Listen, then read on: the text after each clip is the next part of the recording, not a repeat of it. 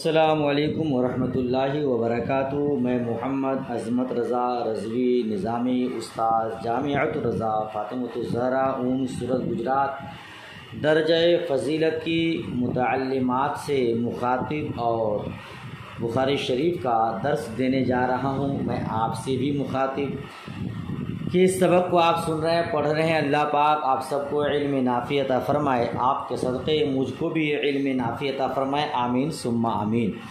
آئیے آج کا سبق پڑھتے ہیں، پڑھاتے ہیں۔ اللہ رب محمد صلی اللہ علیہ وسلم نحن عباد محمد صلی اللہ علیہ وسلم۔ اللہم رب اشرح لی صدری ویسر لی امری واحلل عقدۃ من لسانی یفقہوا قولی۔ اللہم افتح علینا حکمتک وانشر علینا رحمتک یا ذا الجلال والاکرام۔ بسم اللہ الرحمن الرحیم۔ باب قیام لیلۃ القدر من الایمان۔ حدثنا ابو الیمان قال خبرنا شعیب قال حدثنا ابو الزناد عن الاعرج عن ابی ہریرہ رضی اللہ تعالی عنہ قال قال رسول اللہ صلی اللہ تعالی علیہ وسلم من یقم لیلۃ القدر ایمانا واحتسابا غفر له ما تقدم من ذنبہ۔ دیکھ رہے ہیں، آئیے ترجمہ کریں۔ یہ باب ہے کہ لیلۃ القدر میں قیام کرنا، شب قدر میں قیام کرنا ایمان میں سے ہے، ایمان کا ایک حصہ ہے، ٹھیک ہے نا۔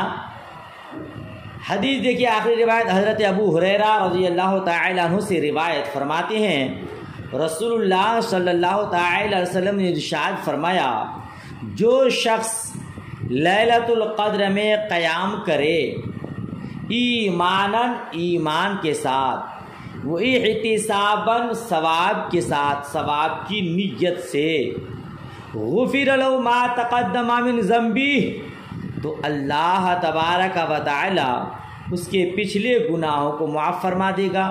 اور غفرہ چونکہ مجہول ہے تو اس کا ترجمہ کیجئے، اس کے گزشتہ گناہ بخش دیے جائیں گے، ٹھیک ہے۔ جو شخص شب قدر کی فضیلت ہے، شب قدر میں قیام کرتا ہے، یعنی نفلی عبادتیں کرتا ہے فرائض کے انجام دینے کے بعد ایمان کے ساتھ، معلوم کیا ہوا، بغیر ایمان کے کوئی عبادت قابل قبول نہیں اور کارگر نہیں، ثواب کا مستحق نہیں ہے نا۔ تو ایمان کے ساتھ اور ثواب کی نیت سے، دکھلاوا نہیں، ریاکاری کے طور پر نہیں، نیت درست ہو، نیت میں خلوص ہو، ثواب کمانے کی نیت سے قیام کرے تو اس کو کیا صلہ ملے گا؟ اس کے تمام پچھلے گناہ بخش دیے جائیں گے۔ یہاں تمام گناہ بخش دیے جائیں گے کا مطلب گناہ صغائر، جہاں بھی حدیث میں اس طرح کے فضائل وارد ہیں کہ شب قدر میں اتنے 4 رکعت نفل پڑھ لو تو 70 سال کے گناہ معاف ہو جائیں گے، یا یہ کہ آپ وضو کی عظمت بیان کرتے ہیں، جو شخص وضو کرتا ہے اس کے اعضائے وضو سے گناہ جھڑ جاتے ہیں، بسم اللہ الرحمن الرحیم پڑھ کے وضو کرتا ہے تو پورا بدن گناہوں سے صاف ہوتا ہے۔ ان تمام مواقع میں گناہ صغائر مراد ہیں، گناہ کبائر توبہ استغفار سے معاف ہوتے ہیں، ٹھیک ہے۔ چلیے آگے بڑھیے۔ باب الجہاد من الایمان، جہاد ایمان میں سے ہے۔ یہ جہاد کی اہمیت بیان کر رہے ہیں، فضیلت، یہ بھی ایمان کا ایک حصہ ہے۔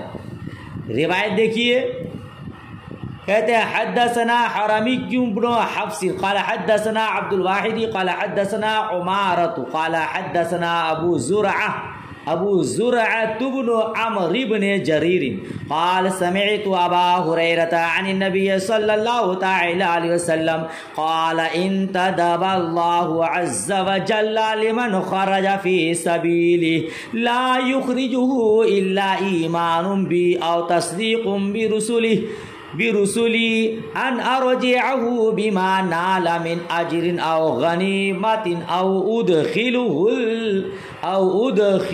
الجنہ ولولا نشق على امتی ما قعدت خلف سریۃ ولوددت انی اقتل فی سبیل اللہ ثم احیا ثم اقتل ثم احیا ثم اقتل۔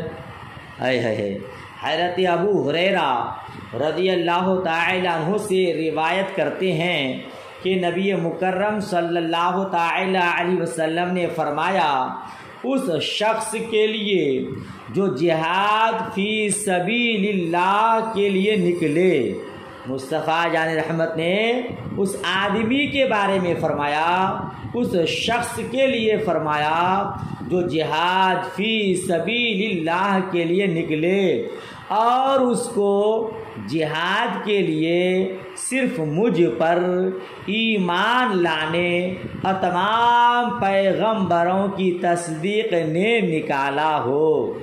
جی وہ جہاد میں نکلے تو کیوں؟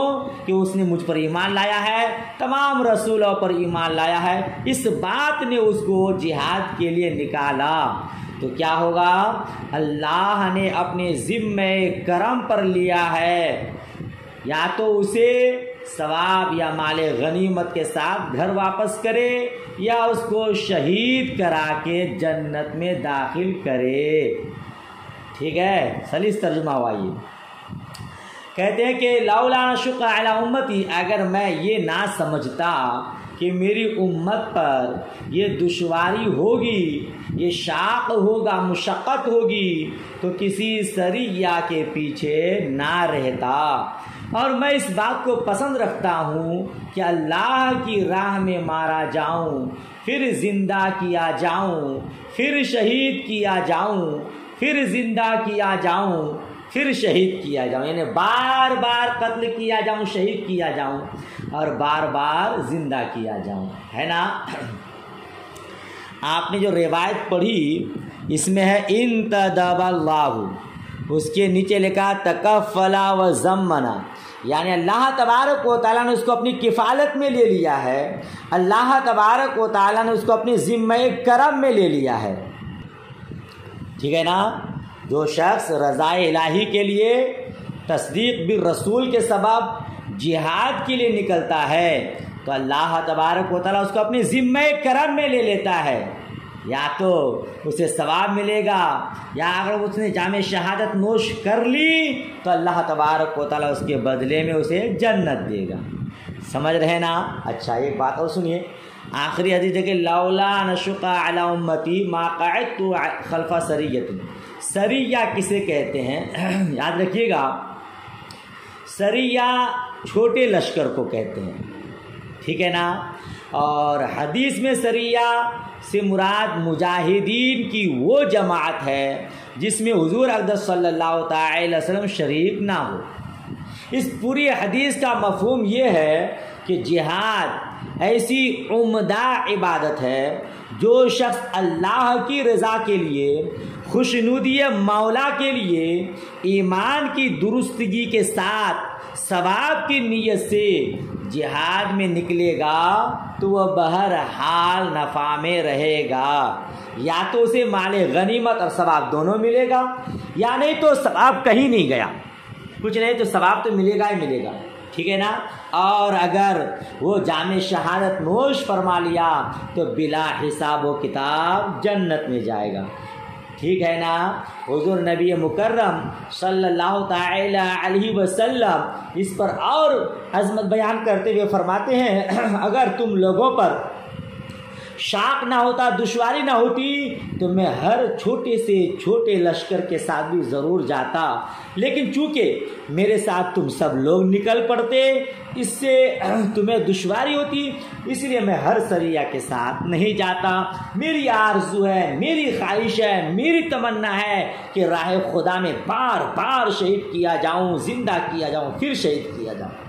سبحان اللہ۔ بلا شبہ آپ جانتی ہیں کہ جامع شہادت نوش فرمانے میں جو مزہ ہے وہ کہیں اور نہیں، بروز قیامت جنت میں اسے کہا جائے گا بولو تمہاری خواہش کیا ہے، تو وہ یہی کہیں گے کہ میری خواہش ہے کہ بار بار زندہ کیا جاؤں اور بار بار شہید کیا جاؤں، کہ جام شہادت نوش فرمانے جو مزہ ہے وہ جنت کے باغ و بہار میں نہیں ہے۔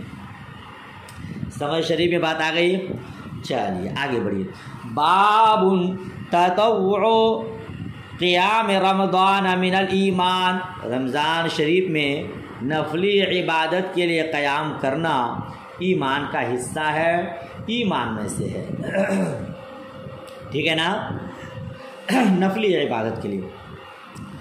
روایت دیکھیے، عن ابی ہریرہ رضی اللہ تعالی عنہ ان رسول اللہ صلی اللہ علیہ وسلم قال من قام رمضان ایمانا واحتسابا غفر له ما تقدم من ذنبه۔ حضرت ابو ہریرہ رضی اللہ تعالی عنہ کا بیان ہے، مصطفیٰ کریم صلی اللہ تعالی علیہ وسلم نے ارشاد فرمایا، جس نے شب قدر میں عبادت کی ایمان کے ساتھ اور ثواب کی نیت سے، اس کے گزشتہ گناہ معاف کر دیے جائیں گے۔ ٹھیک ہے، کیا کر دیے جائیں گے؟ اس کے پچھلے گناہ معاف کر دیے جائیں گے، ہے نا۔ اور آگے والی حدیث دیکھ لیجئے، پھر دونوں کا مفہوم ساتھ میں۔ باب صوم رمضان احتسابا من الایمان، رمضان شریف کا روزہ ثواب کی نیت سے رکھنا ایمان میں سے ہے۔ یہ بھی حضرت ابو ہریرہ ہی سے روایت ہے، نبی ہریرہ قال قال رسول اللہ صلی اللہ علیہ وسلم من صام رمضان ایمانا واحتسابا غفر له ما تقدم من ذنبه۔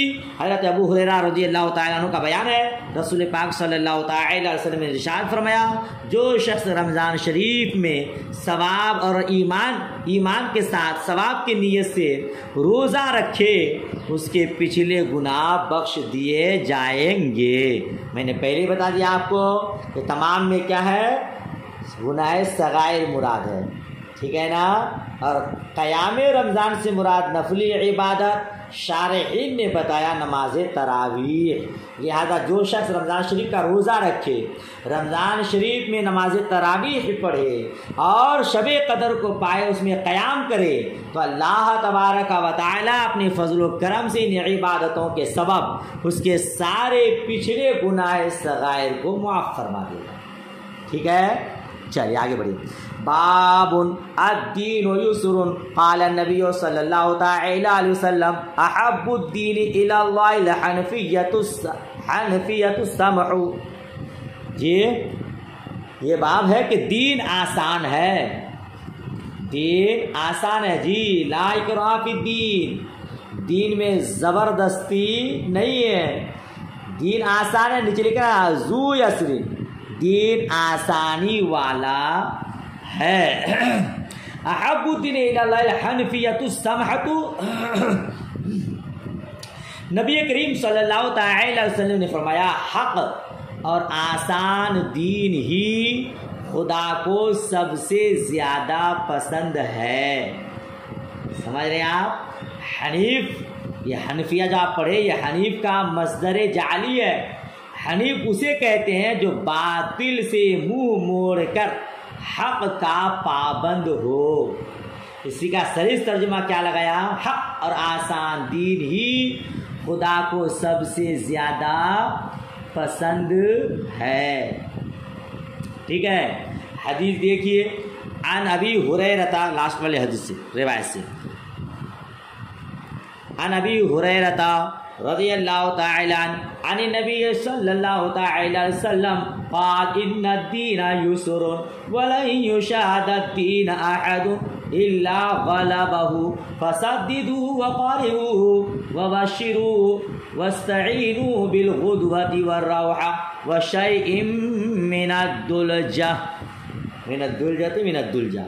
حضرت ابو ہریرہ رضی اللہ تعالی عنہ کا بیان ہے، نبی کریم صلی اللہ تعالی علیہ وسلم نے ارشاد فرمایا، بے شک یہ دین آسان ہے، اور جو بھی دین میں سختی اختیار کرے گا دین اس پر غالب آ جائے گا۔ یہ ہوا سلیس ترجمہ، ورنہ لن یشاد الدین احد، کیا ہوگا؟ ہرگز کوئی دین میں سختی نہیں کرے گا، الا غلبہ، مگر یہ کہ دین اس پر غالب آ جائے گا۔ اسی کا آسان اور سلیس ترجمہ آپ کیا کریں گے؟ جو بھی دین میں سختی اختیار کرے گا دین اس پر غالب آ جائے گا، ٹھیک ہے، فسددو، اسی لیے میانہ روی اختیار کرو، نہ زیادہ افراط نہ زیادہ تفریط جیسے حضرت موسیٰ حضرت عیسیٰ علیہ السلام کے دن میں، بلکہ درمیانی راستہ اختیار کرو، اور وقاربو، اور قریب قریب رہو، وبشرو، بشارت دیتے رہو، اور واستعینوا بالغدوۃ والروحۃ وشیء من الدلجا، اور صبح و شام اور کچھ آخر شب میں چل کر سفر میں مدد لو۔ سمجھ شریف بات آئی؟ ترجمہ آیا؟ یہاں پہ عبارت جو آپ نے پڑھی لن یشاد الدین، آپ دیکھ رہے ہیں دین مرفوع بھی ہے اور منصوب بھی ہے، لن یشاد الدین دینو، تو وہاں اگر معروف پڑھیں گے تو لن یشاد الدین، اور اگر مجہول پڑھیں گے تو لن یشاد الدین نائب فاعل واقع ہوگا، ٹھیک ہے نا؟ کیا مطلب اس کا، اس حدیث کا؟ میرے آقا نے فرمایا کہ دین آسانی والا ہے، اس میں میانہ روی اختیار کرو، اگر دین میں تم سختی برتو گے تو دین تم پر غالب آ جائے گا اور تم تھک جاؤ گے۔ اس پوری حدیث کا مطلب یہ ہے کہ اللہ تبارک و تعالیٰ کے یہاں ہم لوگوں کا دین کیا یہ آسان ہے، ٹھیک ہے نا؟ لیکن اس کا یہ مطلب نہیں ہے کہ اکمل و افضل اعمال کی طلب نامحمود ہے، پسندیدہ نہیں ہے، بلکہ مقصد یہ ہے کہ نوافل و مستحبات میں حد سے زیادہ بڑھ کر مبالغہ نہ کرو، ٹھیک ہے نا؟ اس سے افضل ترک ہو جائے گا۔ یہ آپ کسی رات میں پوری رات نفل عبادت میں گزار دیے، تھک گئے اور فجر کے وقت سو گئے، تو یہ عبادت محمود نہیں ہے، پسندیدہ نہیں ہے۔ مختصر کرو، تھوڑی کرو، مگر افضل والی عبادت فوت نہ ہو۔ ایسا نہ کرو کہ رات بھر بیدار رہو اور فجر کے وقت سو جاؤ، یہ بہتر نہیں ہے۔ اسی لیے میانہ روی اختیار کرو، اتنی عبادت کرو جس کو آپ ہمیشہ کر سکو۔ سمجھ رہے نا؟ اس کا یہ بھی مطلب نہیں کہ آپ رات میں قیام نہ کریے، مگر فجر کی نماز کا خیال رکھیے، ٹھیک ہے نا؟ اور قریب قریب رہو، مطلب قریب قریب رہو کا اعلیٰ و افضل کی استطاعت نہیں ہے تو اس سے قریب کی جتنی استطاعت ہو اس کو کرو، سمجھ رہے ہیں؟ بہت زیادہ نہ کر سکو تو کچھ کرو، اور لوگوں کو بشارت دو، یعنی ہر نیک عمل پر ثواب ملے گا، اگرچہ وہ قلیل ہی ہو۔ لوگوں کو خالی جہنم کے آگ سے نہ ڈراؤ، اس کو جنت کی خوشخبری بھی دو۔ آپ نے قرآن پاک کا طرز دیکھا ہوگا، جہاں جنت کا ذکر دوزخ کا ذکر ہے، جہاں دوزخ کا ذکر وہاں جنت کا ذکر ہے، جہاں ڈرایا گیا ہے وہاں بشارت بھی دی گئی ہے، سمجھ رہے ہیں؟ تو خالی ڈرانا نہیں ہے بلکہ اس کو بشارت بھی دینا ہے۔ جہاں جہنم کی آگ سے ڈرائیے، وہاں جنت کے باغ و بہار کی تصورات میں سیر کرا دیجیے، تاکہ بندے خدا جنت کی لالچ میں عبادت کی طرف رغبت کرے۔ سمجھ رہے ہیں آپ؟ اچھا، وَاسْتَعِينُوا بِالْغُدْوَةِ وَالرَّوْحَةِ وَشَيْءٍ مِّنَ الدُّلْجَا، اس کا مطلب کیا ہے؟ اس کا مطلب یہ کہ مسافر اگر رات دن چلتا رہے تو منزل تک شاید ہی پہنچ پائے، تو جو مناسب وقت ہے اس میں سفر کرے، پھر تھوڑی دیر آرام کرے، پھر سفر کرے۔ اگر وہ آرام کرتے ہوئے سفر کرے گا تو بآسانی منزل مقصود پہنچ جائے گا، ورنہ رات دن اگر چلتا رہے گا تو تھک بھی جائے گا اور منزل تک پہنچنا مشکل بھی ہوگا۔ سمجھ شریف میں بات آ رہی ہے؟ اچھا، اور اس حدیث سے یہ بھی سمجھ میں آیا کہ جہاں رخصت ہے رخصت پر عمل کرے۔ مان لیجئے بیمار آدمی ہے تو اس کو غسل کرے گا تو بہت تکلیف ہوگی، بیماری بڑھ جائے گی، تیمم کی اجازت ہے۔ اب وہ سختی نہ کرے کہ اس کو غسل ہی کرنا ہے کہ خواہ غسل کرنے کے سبب بیمار ہو جائے، بلکہ جہاں اجازت ہے اس پر وہ عمل کرے۔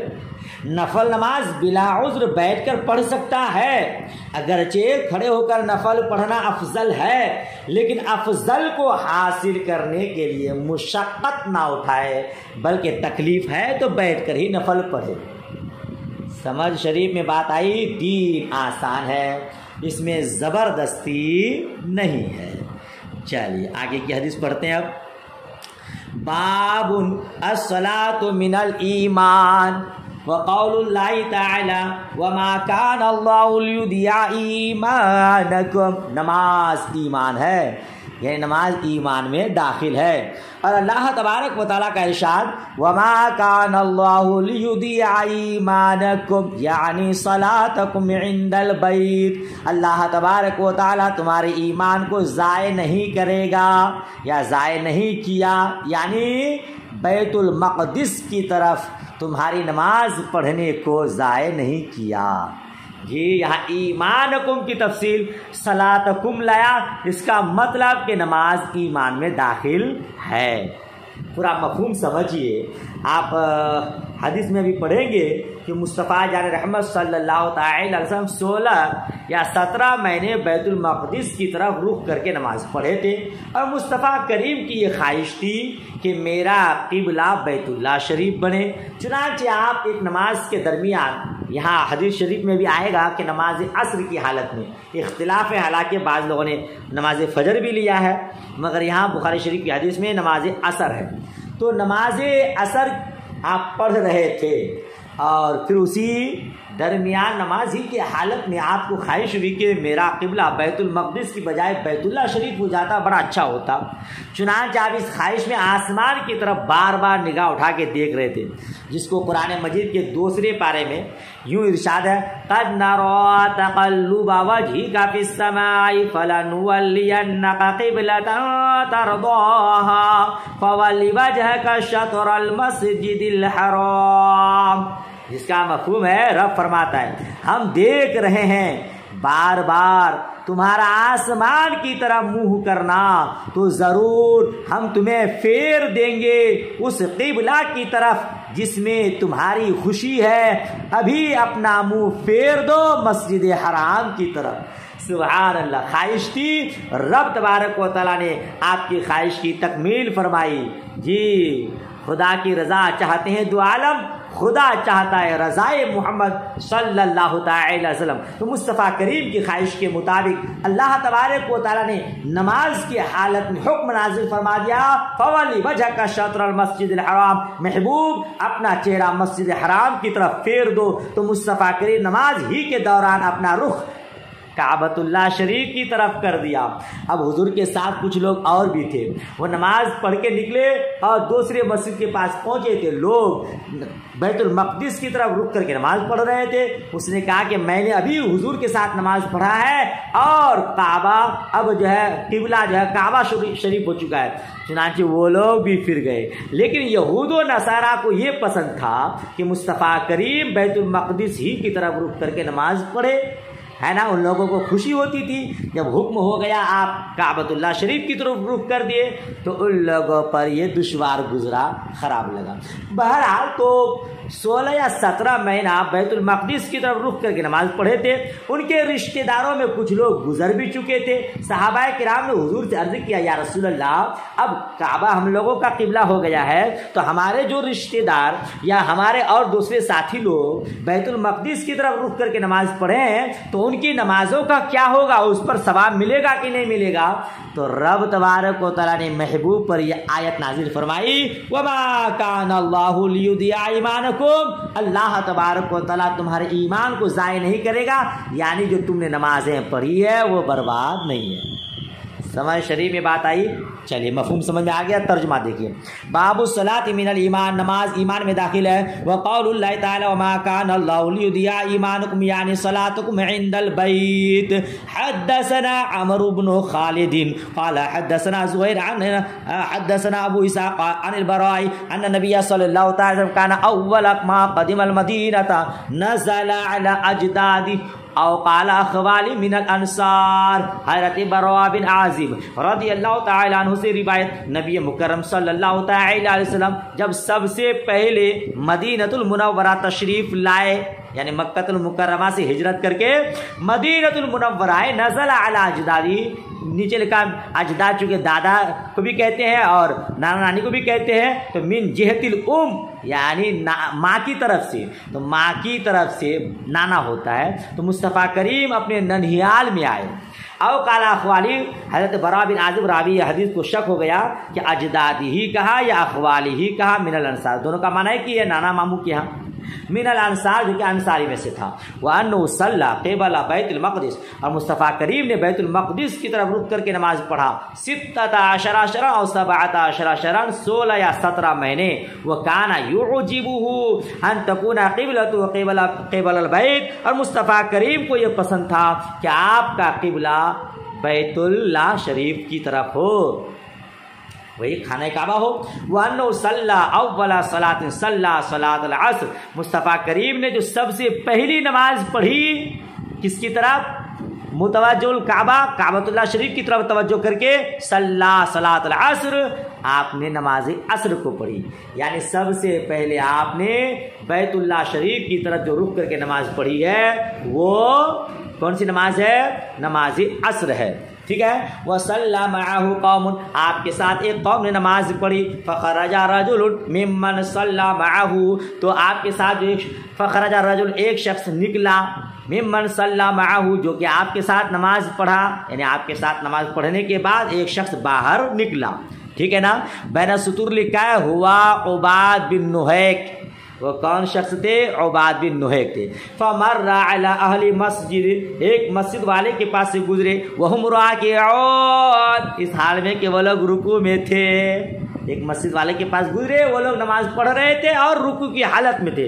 فقال اشہد باللہ تو اس آدمی نے کہا، وہی عباد بن نہیک نے، کہ میں اللہ کی گواہی دے کر کہتا ہوں، میں گواہی دیتا ہوں باللہ اللہ کی قسم کھا کر، لقد صلیت مع رسول اللہ صلی اللہ علیہ وسلم میں نے رسول اللہ صلی اللہ تعالی علیہ وسلم کے ساتھ نماز پڑھی قبل مکہ، مکہ مکرمہ کی طرف رخ کر کے، فداروا کما ہم قبل البیت تو وہ لوگ گھوم گئے اسی حالت میں بیت اللہ شریف کی طرف، نماز ہی کے حالت میں وہ لوگ جب سنے اس نے قسم کھا کر گواہی دیا ہے، وہ لوگ اسی حالت میں بیت اللہ شریف کی طرف رخ کر لیے۔ وَكَانَتِ الْيَهُودُ قَدْ أَعْجَبَهُمْ إِذْ كَانَ يُصَلِّي قِبَلَ بَيْتِ الْمُقَدَّسِ بیت المقدس، اس کو مقدس اور مقدس دونوں پڑھا جاتا ہے لیکن صحیح لغت مقدس ہے، کہتے اور یہودیوں کو پسند تھا، یہودی لوگ پسند کرتے تھے یا پسند تھا کہ جب مصطفیٰ کریم بیت المقدس کی طرف رخ کر کے نماز پڑھتے تھے، مصطفیٰ کریم جب بیت المقدس کی طرف رخ کر کے نماز پڑھتے تھے تو ان لوگوں کو یہ پسند تھا، وہ اہل الکتاب اور اہل کتاب کو، یہود اور نصارہ سب کو۔ فلما ولوا وجهه قبل البیت جب مصطفیٰ کریم اپنا چہرہ بیت اللہ شریف کی طرف پھیر دیے، انکروا ذالک تو ان لوگوں نے اس کو ناپسند کیا۔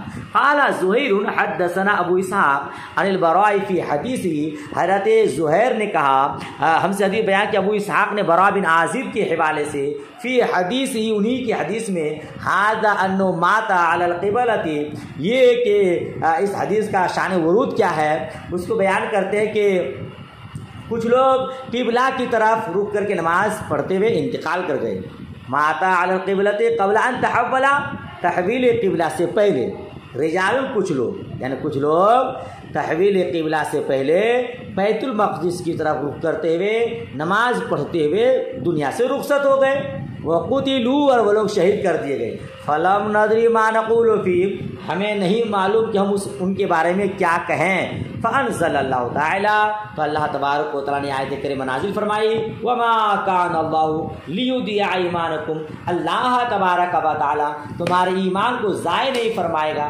یعنی تم نے جو نمازیں پڑھی ہے تمہاری نمازوں کو برباد نہیں کرے گا بلکہ ان لوگوں کو ان کی نمازوں کا بدلہ ملے گا، ٹھیک ہے۔ اچھا اگلا باب دیکھیے، اس حدیث کا مفہوم مقصد یہ تھا امام بخاری کا کہ دیکھو نماز کو ایمان قرار دیا ہے، اس کا مطلب کہ اعمال ایمان کے اجزاء ہیں، ٹھیک ہے نا، مگر ہم کیا کہیں گے وہی جو آپ پیچھے پڑھ چکے ہیں کہ اعمال ایمان کے اجزاء نہیں ہے، ورنہ نماز بے نمازی کو مسلمان نہ کہنا پڑے، حالانکہ گناہ کبائر کا مرتکب بھی مسلمان ہے۔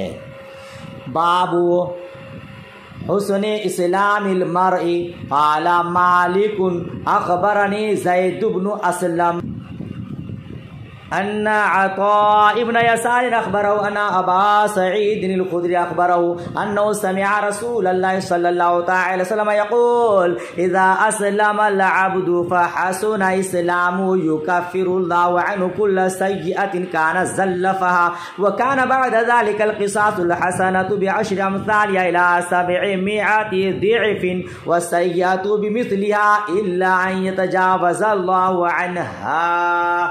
سبحان اللہ سبحان اللہ. آخری روایت سے ترجمہ دیکھیے. حضرت ابو سعید خدری رضی اللہ تعالی عنہ نے رسول اللہ صلی اللہ تعالی علیہ وسلم کو یہ فرماتے ہوئے سنا جب کوئی بندہ اسلام لائے، اذا اسلم العبد، جب کوئی بندہ اسلام لائے، فحسن اسلامہ، اور اس کا اسلام اچھا ہو، یکفر اللہ عنہ کل سیئۃ، تو اللہ تبارک و تعالی اس کے ہر اس گناہ کو جو اس نے اسلام لانے سے پہلے کیے تھے معاف فرما دے گا. یہ ترجمہ ٹھیک ہے نا. اور اس کے بعد حساب شروع ہوگا، ایک نیکی کے بدلے 10 نیکیوں سے 700 نیکی تک لکھی جائیں گی، اور ایک برائی کے بدلے ایک. یہ بھی ہو سکتا ہے کہ اللہ تعالیٰ اسے معاف فرما دے. سبحان اللہ. یہ ہے عظمت اسلام. جب بندے خدا اسلام قبول کر لیتا ہے اور اچھا اسلام قبول کر لیتا ہے، اچھا اسلام کا مطلب ظاہر و باطن ہر اعتبار سے مسلمان رہے، اس کے دل میں نفاق نہ رہے، تو اللہ تبارک و تعالیٰ اس کے اس اسلام لانے کے صدقے اس کے پچھلے سارے گناہوں کو معاف فرما دے گا. اور اللہ تبارک و تعالیٰ کا فضل دیکھیے کہ اس کے گناہ تو مٹا دیے گئے پچھلے، اب اس کے بعد جب نیکی کرے گا تو ایک نیکی کے بدلے اس کو 10 سے لے کر کے 700 گناہ تک خلوص جتنا ہوگا اتنی ہی نیکیاں زیادہ ملیں گی. سمجھ رہے ہیں؟ لیکن کوئی بندہ اگر گناہ کرتا ہے تو ایک گناہ کے بدلے میں ایک گناہ لکھا جاتا ہے. اور پھر اللہ کا فضل بھی دیکھیے، وہ ایسا بھی ہو سکتا ہے کہ اس نے ایک گناہ کیا ہو اور رب تبارک و تعالیٰ نے اس گناہ کو بھی مٹا دیا ہو. ٹھیک ہے نا.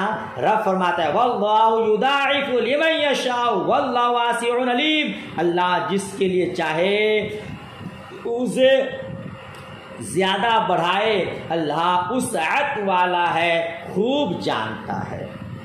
سمجھ شریف میں بات آئی. لہذا جو حالت کفر میں تھا یا یہ کہ مرتد تھا، مگر اللہ تبارک و تعالیٰ کے فضل و کرم سے اس نے اسلام قبول کر لیا، تو حالت کفر اور حالت ارتداد میں جو اس نے گناہ کیا تھا وہ سارے گناہ دھل گئے. اب اس کے بعد سے نیکی اور بدی کا ملنا شروع ہو جائے گا. سمجھ شریف میں بات آ گئی. اچھا ایک حدیث اور پڑھا دیتا ہوں، پھر اس کے بعد کل انشاءاللہ. باب احب الدین الی اللہ عز وجل ادوامہ. اللہ عز وجل کے نزدیک پسندیدہ عمل وہ ہے جو ہمیشہ ہو. احب الدین الی اللہ، اللہ تعالیٰ کے نزدیک پسندیدہ دین کیا کون سا ہے؟ ادوامہ، جس میں ہمیشگی برتے، یعنی اعمال پر پابندی پسندیدہ ہے. حدیث دیکھیے اسی متعلق آخری روایت سے دیکھیے. ان عائشہ ان النبی صلی اللہ تعالی وسلم دخل علیہا وعندها امرأة قال من هذه قالت فلانۃ تذکر من صلاتها قال مه علیکم بما تطیقون فواللہ لا یمل اللہ حتى تملوا وکان حب الدین الیہ ما داوم علیہ صاحبہ. ترجمہ حضرت ماں عائشہ صدیقہ رضی اللہ تعالی عنہ سے روایت ہے، نبی کریم صلی اللہ تعالی وسلم ان کے پاس تشریف لائے. اس وقت ان کے پاس ایک عورت بیٹھی ہوئی تھی. حضور گھر تشریف لائے تو حضرت ماں عائشہ صدیقہ رضی اللہ تعالی عنہ کے پاس ایک عورت بیٹھی تھی. امراتن بین سطر پر لکھا اسمها خولا. وہ کون تھی؟ ان کا نام خولا تھا. جی کیا تھا؟ خولا بنت تویت خولا تھا. تو حضور نے کہا کہ یہ کون ہے؟ من ہاذی، یہ کون ہے؟ قالت فلانۃ. تو حضرت ماں عائشہ صدیقہ رضی اللہ تعالی عنہا نے عرض کیا یہ فلاں عورت ہے، تذکر من صلاتہا، پھر ان کی نماز کا تذکرہ کیا. یعنی حضرت ماں عائشہ نے کہا کہ یہ وہ عورت ہے جو رات میں نہیں سوتی، جو رات میں نہیں سوتی، ٹھیک ہے نا. اس عورت کی نماز کا حال بیان کیا کہ رات رات نماز پڑھتی رہتی ہے. قال مہ، حضور نے فرمایا چھوڑو. حضور نے کیا فرمایا؟ چھوڑو. ارے اتنا ہی عمل کرو جس کی طاقت تم رکھتے ہو. اللہ کی قسم اللہ تعالیٰ نہیں تھکے گا، تم خود ہی تھک جاؤ گے. اور رسول اللہ صلی اللہ تعالی علیہ وسلم کو وہ عمل بہت پسند تھا جسے آدمی ہمیشہ کرے. جی اعمال میں پابندی بہتر ہے. کوئی بھی کار خیر ہو اس پر پابندی بہتر ہے. لہذا اسی عمل کو دیکھتے ہوئے ہر سال لوگ بزرگان دین کے نام پر اعراس مبارکہ مناتے ہیں بلا ناگاہ. اس پہ کوئی اعتراض کرے کہ ہر سال کیا ضرورت ہے، اسی تاریخ میں کیا ضرورت ہے، تو آپ ان کو یہ حدیث دکھائیے گا حضور صلی اللہ تعالی علیہ وسلم کو وہ عمل زیادہ پسند جس میں ہمیشگی کی جائے. سمجھ رہے ہیں آپ؟ وہ چاہے نوافل ہو چاہے فرائض. فرائض تو خیر اس کو کرنا ہی ہے پابندی، نوافل میں بھی وہ عمل پسند جس کو بندہ ہمیشہ کرے. ٹھیک ہے نا. تو باب کے متعلق حدیث امام بخاری علیہ رحمہ نے بیان کیا. چلیے ٹائم زیادہ ہو رہا ہے، آج یہیں تک. اللہ آپ کو آسان فرمائے اور یاد ضرور کیجئے گا. مجھ گنہگار کو دعائے خیر میں یاد رکھیے گا. اللہ حافظ. خدا حافظ.